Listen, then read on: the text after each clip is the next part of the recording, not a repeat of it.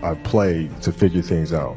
I play to learn something, right? Because I think if you play with a fear of failure, or you play with a will to win, or that supersedes a fear of failure, I think it's a weakness either way, right? Because if you play with the fear of failing, you'll have the pressure on yourself to play, to capitulate to that fear. If you play with the sense of I want to win, then you have the fear of what happens if you don't. But if you find common ground in the middle, in the center, then it doesn't matter. You're unfazed by either, right? And that enables you to really just stay in the moment, stay connected to it, and not feel anything other than what's in front of you. So, I try to just be dead center. So if you fail on Monday, the only way it's a failure on Monday is if you decide to not progress from that, right? So to me, that's why failure is non-existent. Because, if I fail today, okay, I'm gonna learn something from that failure, and I'm gonna try again on Tuesday. What I've learned is to always keep going. Always. There's been times, particularly early in my career, where it just feels like this is the end. But what I've come to find out is that, no matter what happens, the storm eventually ends. And when the storm does end, you want to make sure that you're ready. And so I've really learned to put one foot in front of the other, good, bad, or indifferent, because eventually that storm passes. I think the best way to prove your value is to work, is to learn, is to absorb, to be a sponge. You always want to outwork your potential. As hard as you believe you can work harder than that. And that's what I tried to do when I first came in the league. But, basketball is such a direct competition sport that me coming in at 17, I hated when, my teammates would say, I get hit with an elbow, right? Shaq would hit me with an elbow in practice. And, Nick Van Exel would come up and say, "Are you okay?" I'm like, motherfucker, what? Imagine you wake up at 3, you train at 4, you go 4 to 6, come home, breakfast, relax, blah, blah, blah. Now you're back at it again, 9 to 11, right? You relax, and now all of a sudden you're back at it again, 2 to 4, and now you're back at it again, 7 to 9. Look how much more training I have done by simply starting at 4, right? And so now you do that, and as the years go on, the separation that you have with your competitors and your peers just grows larger and larger and larger and larger and larger. And by year 5 or 6, doesn't matter what kind of work they do in the summer, they're never going to catch up because they're 5 years behind, right? So it makes sense to get up and start your day early because you can get more work in. We're not on this stage just because of talent or ability. We're up here because of 4 a.m. We're up here because of 2-a-days or 5-a-days. We're up here because we had a dream and let nothing stand in our way. If anything tried to bring us down, we used it to make us stronger. We were never satisfied, never finished, will never be retired. My high school English teacher, Mr. Fisk, I actually paid attention one time in class, and he said, he had this beautiful quote, and it read, "Rest at the end, not in the middle." And I took that to heart. I believe there's time for resting at the end, but for me, that time is not now, but I'm far from done. My next dream is to be honored one day for inspiring the next generation of athletes to have a dream, sacrifice for it, and never ever rest in the middle.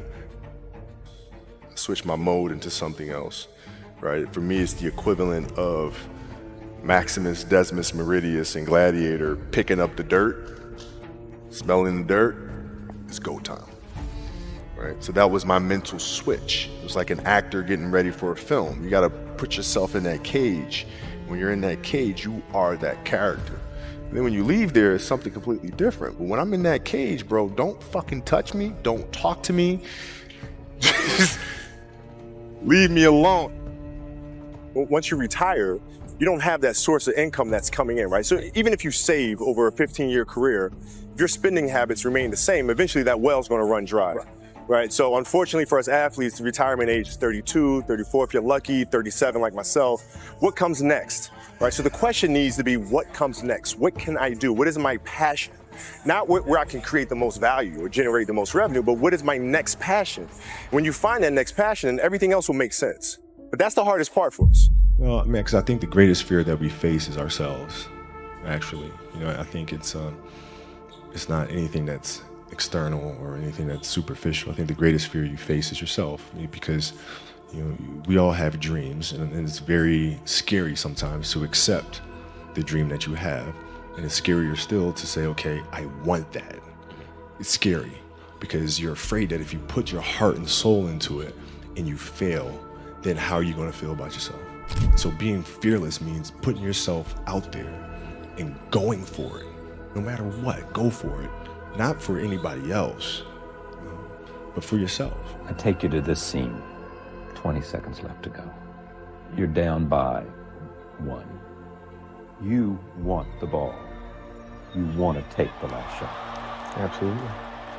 I'm not afraid to fail, and I just love it. It's just an adrenaline rush. Everybody in the crowd stands up, and everybody's waiting to see if you're going to make the shot, if you're going to lose the game, or you're going to win the game. It's just an unbelievable rush. You get the feeling from the defenders where it's like, oh man, no, just can't, not tonight, sort of thing. And I thrive off of that. You love that, don't you? Oh yeah. You love that like defeated look? Yeah, oh, absolutely. I'm telling you, you don't play defense any better than Ruben Patterson did. This crowd is in complete shock. Guess what? Time out. I told my teammates, I said, give me a good pick, and we're going home with a W.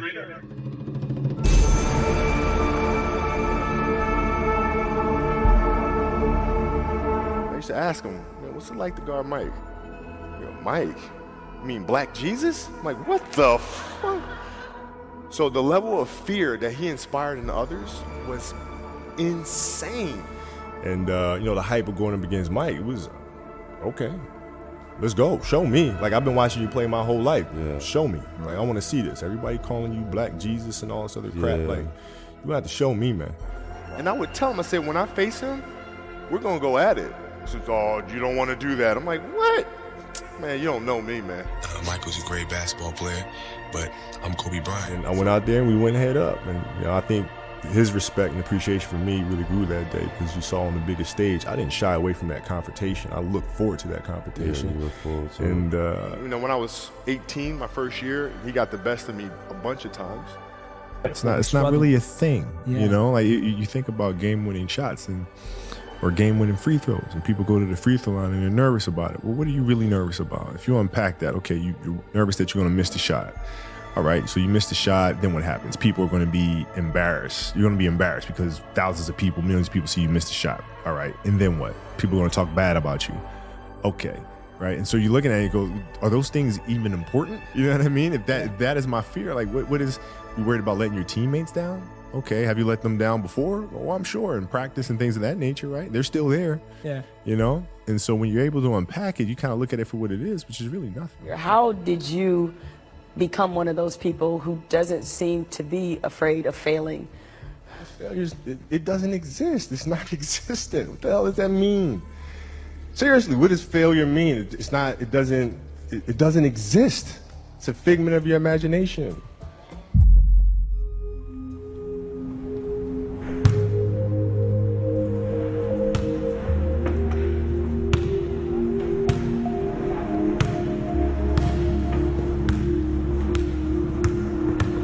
My brain cannot process failure.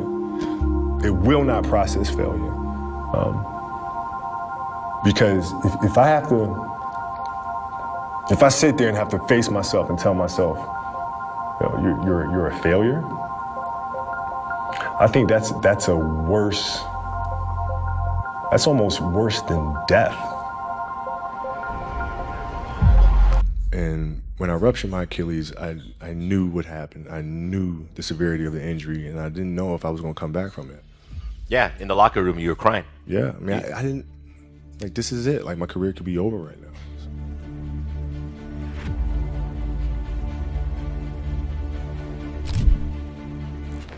I can't do that. Yeah. But when 12 months go by, you're going to wish you did. because it goes by like that. It goes by like that. You know what I'm saying? So that's always been my approach. It's just one step at a time, one step at a time. And I didn't want the injuries dictating when I retired. I wanted to control that. It's like, no, my body, sit down, be humble. You're not telling me when I'm walking away. Like, I'm going to tell you when I'm ready to go. One of the most terrifying dreams for me was a dream of me being on a basketball court. Stadium's full, and I'm attacking the basket, and I can't get off the ground. I can't jump. Like I'm stuck. Like I'm cemented to the floor. I was conscious of the fact that I was dreaming. And so now I'm trying to control my dream. You can jump through it. You can push through it. You can get to that basket. And no matter how hard I tried, my legs were too heavy. Can't jump.